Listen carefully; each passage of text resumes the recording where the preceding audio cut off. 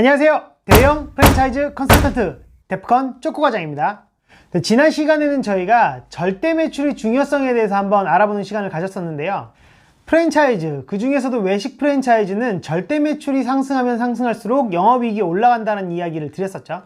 오늘도 매출에 대한 이야기를 한번 나눠볼 건데요. 오늘은 매출의 추세에 대한 이야기를 한번 나눠보도록 하겠습니다. 매출을 예측하는 것이 장사의 가장 기본이기 때문에 이러한 매출이 어떤 사이클로 발생하는지를 알게 되시면 운영면에서도 손익면에서도 확실한 이점을 챙기실 수 있겠죠. 그래서 오늘은 일반적인 기준의 매출 사이클에 대해서 한번 말씀을 드려볼까 합니다. 업종마다, 상권마다 혹은 점포마다 매출의 사이클이 많이 다를 수는 있지만 일반적인 수준에서 매출이 어떻게 발생하는지를 한번 살펴보도록 하겠습니다. 프랜차이즈 운영에 관심 있으신 분들은 영상 끝까지 살펴봐 주세요.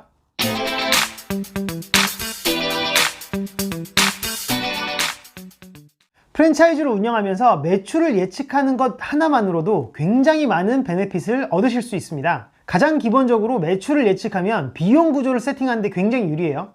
예를 들어서 원재료의 수급이라든지 혹은 인건비의 세팅, 이런 것들을 위해서는 가장 기본적으로 매출 예측이 우선이 돼야 되는 거거든요. 근데 이러한 매출 예측이 하루아침에 이루어지는 건 아니고요. 여러 해 동안의 경험이 쌓이게 되면 자연스럽게 우리 매장의 매출을 예측하실 수가 있게 되는데요. 매출 예측이 아직 조금 자신이 없으신 분들을 위해서 외식업의 전반적인 매출 트렌드를 한번 살펴보도록 하겠습니다. 그래프를 직접 보면서 한번 설명을 드리도록 할게요. 네, 이 자료는 2018년도에 현대카드에서 발표한 월별 외식 매출 지수인데요. 1월을 기준으로 각 월별로 어떻게 매출이 변하느냐를 나타낸 건데, 사실 업종마다 혹은 상권마다 많은 편차가 있을 수는 있지만 전반적으로 이런 사이클을 가지고 있다고 생각하시면 될 것 같고요. 월별 특이사항을 조금 말씀을 드리면 1월이나 2월 둘 중에 이제 설이 있게 되겠죠. 그리고 3월 계약 시즌이 돌아옵니다. 4월 살짝 주춤했다가 5월에 109.8 가정의 달이 있기 때문에 외식 지수가 많이 올라갑니다. 6월도 살짝 다시 주춤한 후에 7월, 8월에 성수기를 맞이하게 되죠.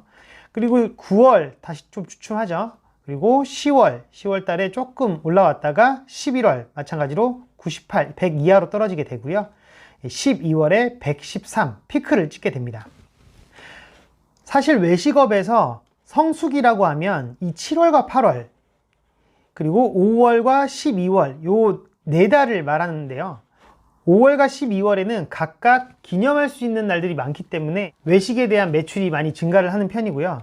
7월과 8월은 기본적으로 날씨가 덥고 방학 시즌도 겹쳐 있고 휴가 시즌도 겹쳐 있기 때문에 매출이 많이 올라간다고 생각하시면 될 것 같습니다.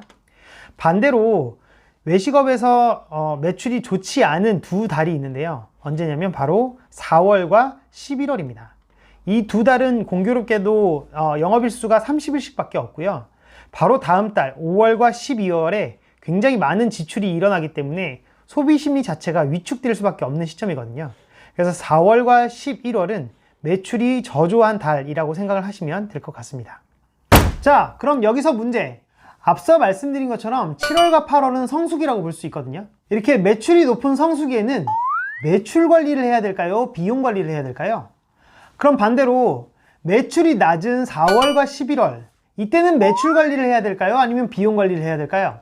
여기서 말하는 매출 관리는 비용을 조금 투자하더라도 매출을 더 극대화시키는 것을 말하는 거고요. 반대로 비용 관리는 투자되는 모든 비용들을 가급적 최소한의 수준으로 줄이는 것을 말하는 건데요. 가장 큰 예로는 인력이 있을 수 있겠죠. 매출 극대화를 위해서 추가 인력을 투자하는 방법, 혹은 비용 최소화를 위해서 인력을 줄이는 방법, 이 두 가지 전략 중에서 어떤 것을 선택해야 되냐, 이게 문제인데요. 아직 경험이 없으신 분들에게는 조금 어려운 질문일 수도 있습니다. 정답을 말씀드리자면 매출이 높을 때는 매출 관리를 하셔야 되는 거고요. 매출이 낮을 때는 비용 관리를 하시는 게 맞습니다. 쉽게 말해서 물 들어왔을 때 노 저어서 고기를 잡으셔야 돼요. 아까 말씀드린 것처럼 4월이나 11월 같이 매출이 저조한 달은 기본적으로 객수가 많이 떨어지는 달인데요. 이렇게 객수가 떨어지는 시점에 추가 비용을 투자해서 손님들을 유치하려고 해봐도 소비 심리 자체가 위축되어 있기 때문에 매출을 올리기가 굉장히 어렵습니다. 그래서 매출이 저조한 시점에는 최대한 아껴서 생활을 하셔야 되는 거죠. 비용을 아낀다고 해서 모든 비용을 안 쓴다라고 얘기하는 게 아니라 그 달에 불필요한 지출은 최대한 줄여야 된다는 이야기인데요. 예를 들면 소모품비 같은 건데요. 소모품의 경우에는 한 번 살 때 벌크로 대량을 주문하신 경우가 많은데, 매출이 저조한 달에는 이러한 소모품을 벌크로 사서 구매하는 것이 아니라 최대한 적게 구매하셔서 버티시는 전략을 쓰셔야 되는 거죠. 반대로 매출이 높을 때는 추가적으로 비용을 투자해서 매출을 극대화시키는 게 좋은데요. 추가적으로 인력을 투자해서 손님들을 더 유치하시는 것도 방법일 수 있고요. 추가적으로 원가를 투자하거나 판촉물을 사용해서 고객 프로모션을 진행하시는 것도 도움이 될 수 있겠죠. 결론적으로 매출이 높을 때는 매출 관리, 매출이 낮을 때는 비용 관리, 이렇게 기억을 해주시면 좋을 것 같네요.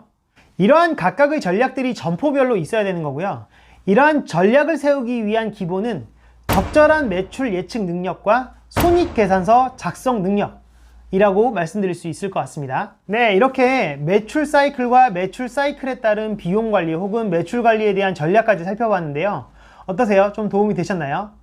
이 영상을 보시는 여러분들 점포 하나하나가 각각 우리 매장에 맞는 전략을 세워나가실 수 있기를 기대해 보겠습니다. 지금까지 대형 프랜차이즈 컨설턴트 데프콘 쪼꼬과장이었습니다. 감사합니다.